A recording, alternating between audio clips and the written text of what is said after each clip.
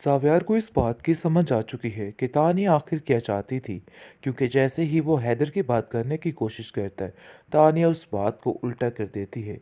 लेकिन आप देखेंगे कि हैदर के बारे में बार बार वो बातें करके तानिया का दिल देखने की कोशिश कर रहा है कि आखिर इसके दिलो दिमाग पे क्या चल रहा है। लेकिन है रत्ती भर भी इस औरत को फिक्र नहीं है। ये चीज़ निगार भी बड़े अच्छे तरीके से जान चुकी है और कहती है कि देखो ज़ावियर, तुम परेशान मत हो, तुम फिक्र मत करो, इधर सब कुछ ठीक है। हालांकि वो बेचारा बुखार से तप रहा है और उसका कोई हाल नहीं है और निगार काफ़ी परेशान हो चुकी है उसके लिए और इस बात को बड़े अच्छे तरीके से समझ चुकी है कि तानिया कभी भी हैदर का ख्याल नहीं रख पाएगी। उसका ये वाला सारा जो पेश गोई थी वो सारी गलत थी, क्योंकि ऐसा नहीं हुआ है। तानिया अपनी ही दुनिया में मगन रहने वाली लड़की है। इस बात का बड़े अच्छे तरीके से पता चल चुका है अब उसको।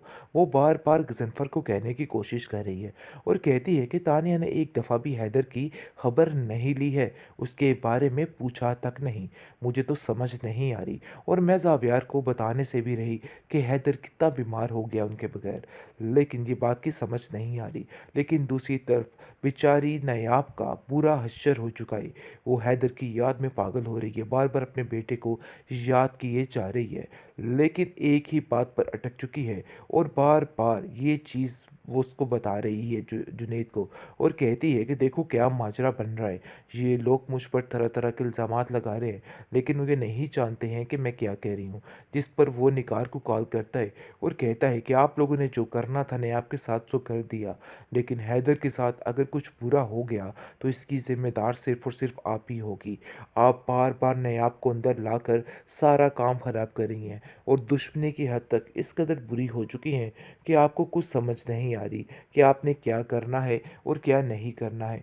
अभी भी वक्त है, छोड़ दीजिए ये सब। निकत कहती है कि बस अब तुम तैयारी पकड़ो, बहुत जल्द तुम्हारी शहनाइयाँ अब इस घर से बजने वाली हैं, क्योंकि मैं तुम्हारी शादी करने जा रही हूँ। जिस पर वो कहती है कि भाभी अब कैसी बातें कर रही हैं, आखिर कोई इतना बेरहम कैसे हो सकता है, आप ऐसा नहीं कर सकती।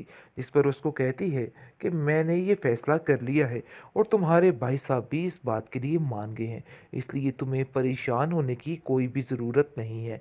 आगे से बहुत ज़्यादा रोती है नेहा और कहती है कि मैं अपने बेटे से दूर नहीं जा सकती।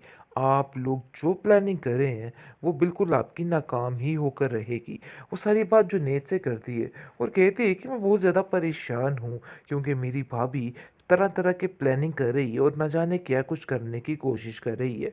मुझे समझ ही नहीं आ रहा मैं क्या करूं। जिस पर जुनैद काफ़ी ज़्यादा परेशान हो जाता है और कहता है आप फिक्र मत करें, सब ठीक हो जाएगा। और जैसे ही उनके घर आता है तो वहाँ पर एक वावेला सा मच जाता है, लेकिन उसकी ये हालत देख के बहुत ज़्यादा रोती है और कहती है कि खुदा का वास्ता है कि उससे दूर रहिए, आप उसकी हालत नहीं देख रहे हैं। दादी जान भी काफ़ी ज़्यादा रोने लग जाती है और कहती है कि मेरी बच्ची का तो सारी ज़िंदगी ही तबाह होकर रहेगी।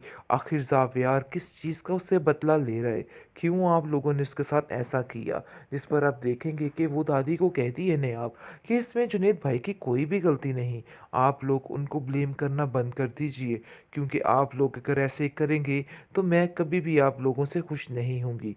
उन्होंने हर बुरे वक्त में मेरा साथ दिया है और इस चीज़ को मैं नहीं भूल सकती हूँ। जिस पर आप देखेंगे कि दादी कहती है बात तो तुम्हारी ठीक है, लेकिन है तो वो ज़ावियार का भाई। और देखो ज़ावियार अपनी ज़िंदगी में कितना खुश है, अपनी ज़िंदगी को कितने अच्छे तरीके से शुरू करना चाह रहा है, लेकिन तुम्हारी ज़िंदगी अजीरन हो चुकी है और मैं ये बात बड़े अच्छे तरीके से जानती हूँ। जैसा कि ज़ावियार तानिया को हर बात पर इग्नोर करने की कोशिश कर रहा है, लेकिन वो ये चाहता ही नहीं है कि उसके साथ उसकी शादी हो। असल बात तो ये है कि नयाब की यादें अभी तक उसके दिल से नहीं जा पाई हैं। लेकिन अब देखेंगे कि इस बात के लिए काफ़ी परेशान हो चुके हैं उसके घर वाले। निकार कहती है कि मुझे तो ऐसा लगता है कि जैसे तानिया कोई गहरी साजिश पर यहाँ पर आई है।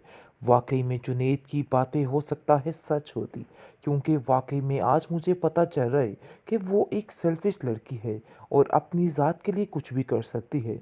आगे से आप देखेंगे कि ज़ेनिफर कहता है कि अब तुम उनके दरमियान ये सारी चीज़ें मत डालो। अगर वो एक दूसरे के साथ रहना चाहते हैं तो इससे बेहतर कोई बात नहीं। इस पर निगार कहती है कि बात ये है कि मैंने ज़ावियार की आंखों में बिल्कुल भी मोहब्बत नहीं देखी है उसके लिए, और वो बार बार उसको इग्नोर करना चाह रहा है। लेकिन आप लोगों को ये बात समझ ही नहीं आ रही है। मुझे तो समझ नहीं आ रही कि क्या करूँ मैं। क्या मैं जो कुछ कर रही हूँ सही कर भी रही हूँ कि नहीं, क्योंकि मुझे नहीं लगता है कि ज़ावियार अपनी ज़िंदगी में खुश है। इसलिए मैं चाहती हूँ कि हमें सोचने का मौका चाहिए था, हमें एकदम से फैसला नहीं करना चाहिए था। दूसरी तरफ आप देखेंगे कि निगत सोच रही है कि जितनी जल्दी हो सके इस लड़की को यहाँ से रफा दफा करें। इसलिए वो प्लान करती है कि बस अब जाकर ज़ावियार से दो टोक बात करेगी और कहेगी कि उसकी जान छोड़ो, वो भी तुमसे तंग आ चुकी है। यानी कि झूठ पे झूठ, झूठ पे झूठ बोला जा रहा है। लेकिन निगार जो है अब समझ चुकी है तानिया की चालाकों को, और कहती है कि हो सकता है नेहाब वाकई में सच्ची होती, लेकिन मैंने नेहाब की बात पर आज तक यकीन नहीं किया और उसको हमेशा झूठा ही समझती रही।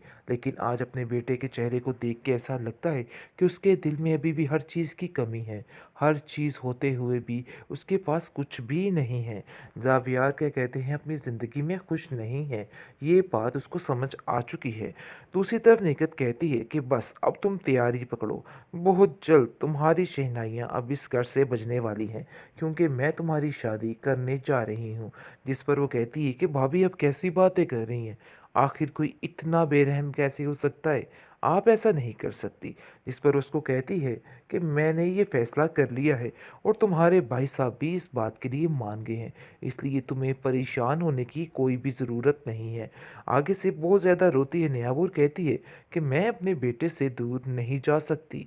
आप लोग जो प्लानिंग कर रहे हैं वो बिल्कुल आपकी नाकाम ही होकर रहेगी। वो सारी बात जुनैद से करती है और कहती है कि मैं बहुत ज़्यादा परेशान हूँ, क्योंकि मेरी भाभी तरह तरह के प्लानिंग कर रही है और न जाने क्या कुछ करने की कोशिश कर रही है। मुझे समझ ही नहीं आ रहा मैं क्या करूँ। जिस पर जुनैद काफ़ी ज़्यादा परेशान हो जाता है और कहता है आप फ़िक्र मत करें, सब ठीक हो जाएगा। और जैसे ही उनके घर आता है तो वहाँ पर एक वावेला सा मच जाता है।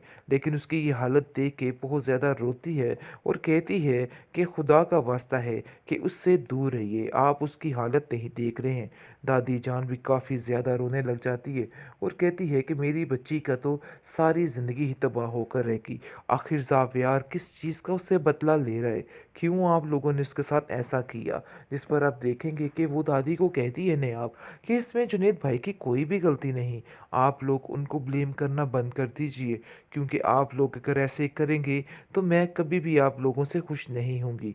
उन्होंने हर बुरे वक्त में मेरा साथ दिया है और इस चीज़ को मैं नहीं भूल सकती हूँ।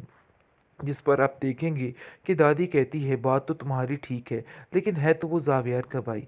और देखो ज़ावियार अपनी ज़िंदगी में कितना खुश है, अपनी ज़िंदगी को कितने अच्छे तरीके से शुरू करना चाह रहा है, लेकिन तुम्हारी ज़िंदगी अजीरन हो चुकी है और मैं ये बात बड़े अच्छे तरीके से जानती हूँ।